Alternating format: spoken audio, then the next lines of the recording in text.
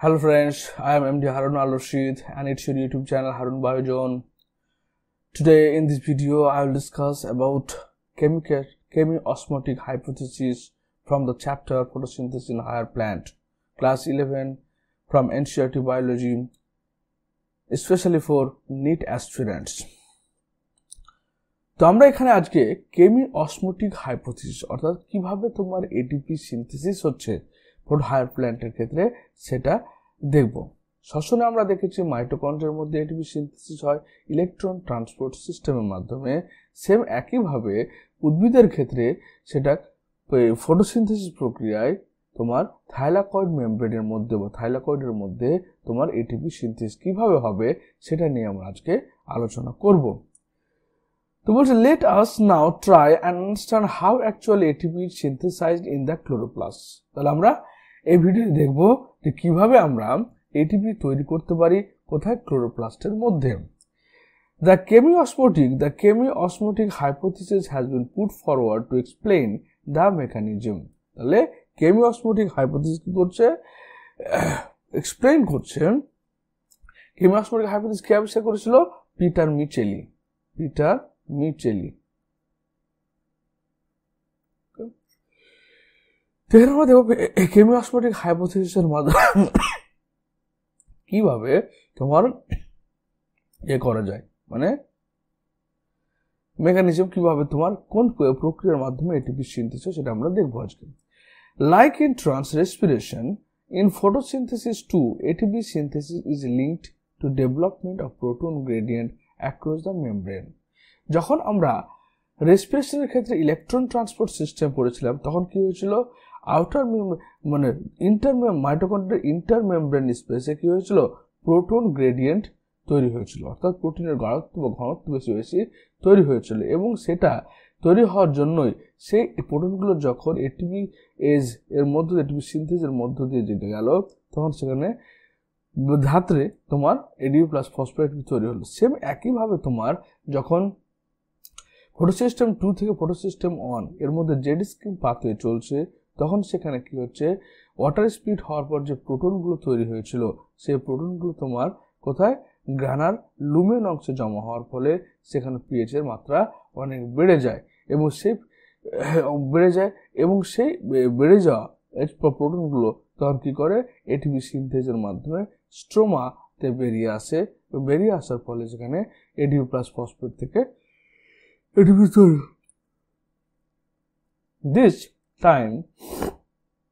These are the membrane of thylakoid. কিন্তু এক্ষেত্রে কি হচ্ছে ওখানে যেমন মাইটোকন্ড্রিয়ার মেমব্রেন দেখেছিলাম আমরা, সেম এখানে ইনার মেমব্রেন দেখেছিলাম, সেম এখানে হচ্ছে তোমার thylakoid membrane.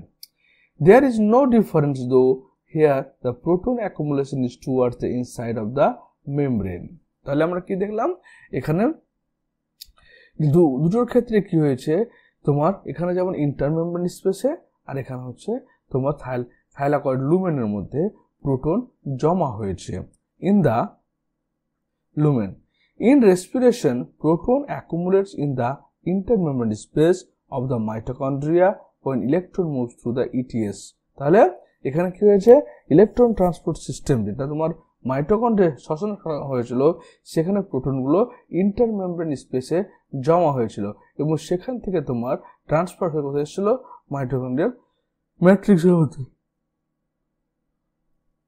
Let us understand what cause the proton gradient. তাহলে একটু আমরা দেখি যে কি কারণে proton gradient across the membrane অর্থাৎ মেমব্রেনের দুপাশে প্রোটনের পার্থক্য তৈরি হচ্ছে। We needed to consider again the process that takes place during the activation of electron and their transport to determine the steps that cause proton gradient to develop. এর কথা কি বলে we need to consider again, আমরা আবার কি করছি বিবেচনা করছি the process takes place during the activation of electron, অর্থাৎ কি হচ্ছে এই যে প্রসেসটা ডেভেলপ হচ্ছে কখন যখন অ্যাক্টিভেশন অফ ইলেকট্রন যখন অ্যাক্টিভ হচ্ছে and their transport determine the steps that cause proton gradient develop. তাহলে কি হচ্ছে আমাদের ইলেকট্রন যখন এখানে তো কমপ্লেক্স 1 2 3 4 এর মাধ্যমে যখন ইলেকট্রনটা ফ্লো হচ্ছে তখন একটা প্রোটন গ্রেডিয়েন্ট তৈরি করছে।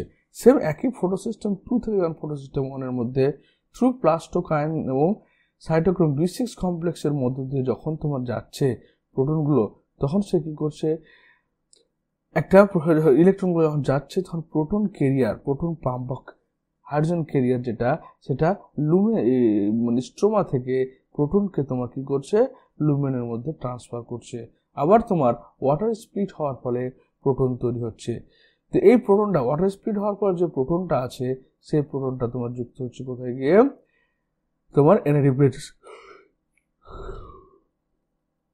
যুক্ত হচ্ছে।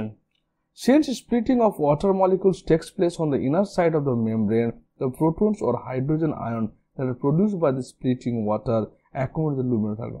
এই যে জল বিশ্লিষ্ট হওয়ার পরে যে প্রোটনটা তৈরি হয়েছিল সেটা কোথায় অ্যাকুমুলেট হচ্ছে, এই যে থাইলাকয়েডের লুমেন অংশে তোমার অ্যাকুমুলেশন ঘটছে।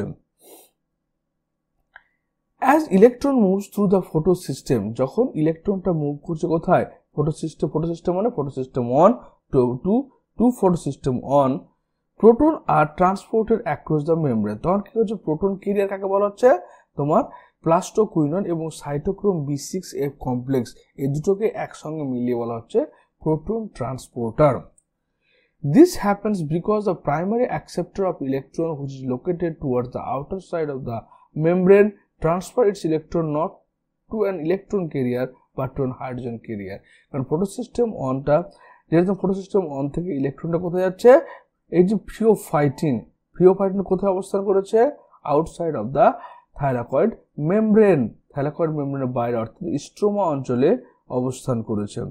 সে তোমার ইলেকট্রনটাকে কোথায় দিচ্ছে, একটা হাইড্রোজেন ক্যারিয়ারের মধ্যে তোমার ইলেকট্রনটাকে ট্রান্সফার করছে।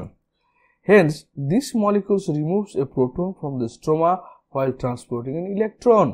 This molecule removes a proton from the stroma। তাহলে কি করছে, যখন ইলেকট্রনটা ট্রান্সফার করছে তখন স্ট্রোমা থেকে প্রোটনগুলোকে মানে লুমেনের মধ্যে, থাইলাকয়েড লুমেনের মধ্যে ট্রান্সফার করছে। When this molecule passes on its electron to the electron carrier on the inner side of the membrane, the proton is released into the inner side or lumen side of the membrane। তাহলে যখন এই ইলেকট্রনটা ফিওফাইটিন থেকে proton career এবং electron career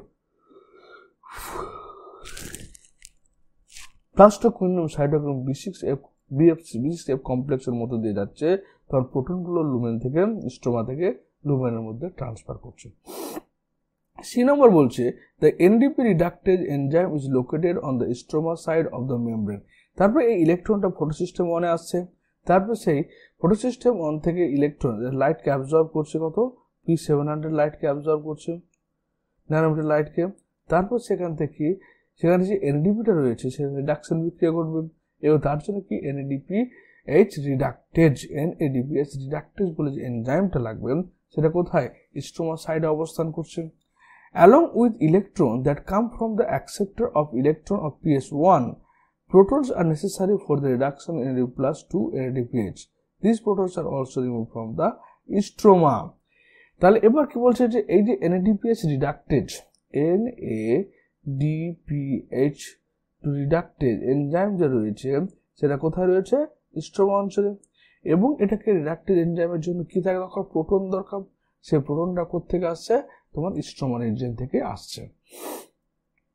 এক stroma থেকে তোমার proton জমা হলো লুমেনে গিয়ে, আবার তোমার জল বিশ্লিষ্ট হওয়ার পরে যে প্রোটন তৈরি সেটা জমা হয়ে গেল কোথায়, তোমার লুমেনে। বলে লুমেনের মধ্যে কি প্রোটন গ্রেডিয়েন্ট অনেক বেড়ে গেল, প্রোটনের পরিমাণটা খুব বেশি বেড়ে গেল। Hence within the chloroplast protons in the stroma decrease in number। তাহলে স্ট্রোমা রিজিয়ন থেকে প্রোটনটা চলে গেল ভিতরে, আবার স্ট্রোমা তো আরেকটা প্রোটন ইউজ হয়ে গেল কোথায়, NADPH রিডাক্টেজের জন্য। বলে স্ট্রোমা অঞ্চলে প্রোটনের পরিমাণটা কি হয়ে গেল, কমে গেল। লো প্রোটন ইন স্ট্রোমা রিজিয়ন হয়ে গেল। তারপর বলছে while in the lumen there is accumulation of proton। তাহলে লুমেনের মধ্যে প্রোটনের পরিমাণটা হাই পিএইচ হয়ে গেল, এর মধ্যে কি হয়ে গেল, এর মধ্যে হাই পিএইচ মাত্রা অনেক হাই হয়ে গেল। This creates A proton gradient across the thylakoid membrane as well as measurable decrease in pH in the lumen. তার ফলে কি হচ্ছে, তোমার লুমেনের মধ্যে পিএইচ এর মাত্রাটা অনেক লো হয়ে গেল। হাই অ্যাসিডিক মানে কি, লো pH. why are we so interested in the proton gradient? এবার আমাদের প্রশ্ন হচ্ছে যে কেন আমরা এত প্রোটন নিয়ে আলোচনা করছি, কেন আমাদের ইন্টারেস্ট এত প্রোটন গ্রেডিয়েন্ট নিয়ে? This gradient is important because it is breakdown of this gradient that leads to the synthesis of ATP. কারণ যখনই এই প্রোটন গ্রেডিয়েন্টটা ব্রেকডাউন হবে তখন কি তৈরি হবে? ATP তৈরি হবে। The gradient is broken down due to the movement of proton across the membrane to the stroma through the transmembrane protein ATP synthesis। তাহলে কি হচ্ছে, যখনই এই প্রোটনটা কি করছে, যখন এখানে হাই পিএইচ হয়ে গেল, লুমেন অংশে হাই পিএইচ হয়ে গেল, পিএইচ এবং তোমার হাই পিএইচ মানে এখানে হাই পিএইচ কথা না বললে low pH and high acidic condition যখন তৈরি হয়ে গেল, তো স্ট্রোমা অঞ্চলে কি রয়েছে? হাই পিএইচ এবং লো অ্যাসিডিক মানে এখানে প্রোটনের পরিমাণটা কি হলো? H+ এর পরিমাণটা কমে গেল, এখানে H+ এর পরিমাণটা কি হলো? অনেক হাই হয়ে গেল। তখন channel of the CF0 of the ATP সিনথেজ, তখন এই থাইলাকয়েড মেমব্রেনের মধ্যে কি রয়েছে? F0 কমপ্লেক্স রয়েছে একটা। The ATP synthase enzyme consists of two parts. One cell called CF0 is embedded in the thylakoid membrane and forms a transmembrane channel that carries out facilitated diffusion of proton across the membrane. তাহলে এই যে আমাদের ATP সিনথেজ এর দুটো part রয়েছে, একটা হচ্ছে CF0 complex, একটা CF1 কমপ্লেক্স। তো CF0 কমপ্লেক্সটা কোথায়? এটা ট্রান্সমেমব্রেন প্রোটিন, অর্থাৎ এটা থাইলাকয়েড মেমব্রেনকে ক্রস করছে, অর্থাৎ এটা ক্রস করছে বলে একে ট্রান্সমেমব্রেন প্রোটিন বলা হয়। এবং এটা হচ্ছে একটা ক্যারিয়ার প্রোটিন, অর্থাৎ বাহক, যে বহন করে নিয়ে যায়, যার মাধ্যমে ফ্যাসিলিটেড ডিফিউশন হয়। ফ্যাসিলিটেড ডিফিউশন মানে সহায়ককারী ব্যাপন পদ্ধতি হয়। যখন কোনো একটা আয়ন বা কোনো বস্তু যখন কোষ পর্দার মধ্য দিয়ে কোনো বাহকের মাধ্যমে বাহিত হয়, তখন সেটাকে ফ্যাসিলিটেড ডিফিউশন বলা হয়ে থাকে। The another part is called CF1 and protruded on the outer side of the thylakoid membrane on the side of that fat is the stroma. এবং এর অন্য পার্টটা হচ্ছে CF1 বা F1 কমপ্লেক্স। এই F1 কমপ্লেক্সটা কি স্ট্রোমা অঞ্চলে অবস্থান করছে, থাইলাকয়েড মেমব্রেনের বাইরের দিকে এবং স্ট্রোমা অঞ্চলে অবস্থান করছে। The breakdown of gradient provides enough energy to cause conformational changes in the CF1 particle of the ATP synthase, which makes the enzyme synthesize several molecules of energy to pack of ATP. তাহলে কি হচ্ছে, এই যে proton gradient, এবার প্রোটনটা কি করছে, লেভেলটা অর্থাৎ থাইলাকয়েড লুমেন এবং স্ট্রোমা অঞ্চলে যাতে প্রোটন কনসেন্ট্রেশন সমান হয়, সেই জন্য প্রোটনগুলো কি করছে, এটিপি সিনথেস দিয়ে বাইরের দিকে বেরিয়ে আসছে। এবং এই প্রোটনগুলো যখন বাইরের দিকে বেরিয়ে আসছে, তখন এটা কিন্তু রোটেশন করে। মনে রাখবে, এটা হচ্ছে রোটেশন করে, মোটরের মতো রোটেশন করে। এবার যার ফলে তারপর এটিপি সিনথেসটাকে ইনঅ্যাক্টিভ অবস্থায় এটা অ্যাক্টিভেট করার ফলে কি করে, এই এডিপি ফসফেট তখন এবার ফসফেটের সঙ্গে যুক্ত হয় স্ট্রোমা অঞ্চলে এবং এটিপি তৈরি করে। Chemiosmosis requires a membrane, a proton pump, a proton gradient and ATP synthase. তাহলে কেমিওসমোটিক হাইপোথিসিসে কি কাঁচামাল কি লাগলো, যে এর প্রথম কারণ হচ্ছে প্রোটন গ্রেডিয়েন্ট, অর্থাৎ লুমেন অংশে প্রোটনের পরিমাণটা বেড়ে যাওয়া। দ্বিতীয় অংশ কি রয়েছে, একটা এটিপি সিনথেস, যেখানে CF0 এবং CF1 দুটো কমপ্লেক্স রয়েছে, যেটাকে এটিপি সিনথেস বলছি আমরা। এবং কি রয়েছে, প্রোটন পাম্প রয়েছে, যেখান থেকে প্রোটনটা পাম্প হয়ে বাইরে দিয়ে বেরিয়ে আসবে। Energy is used to pump proton across the membrane to create a gradient or a high concentration of proton with the thylakoid lumen. বলছি energy is used to pump proton across a membrane।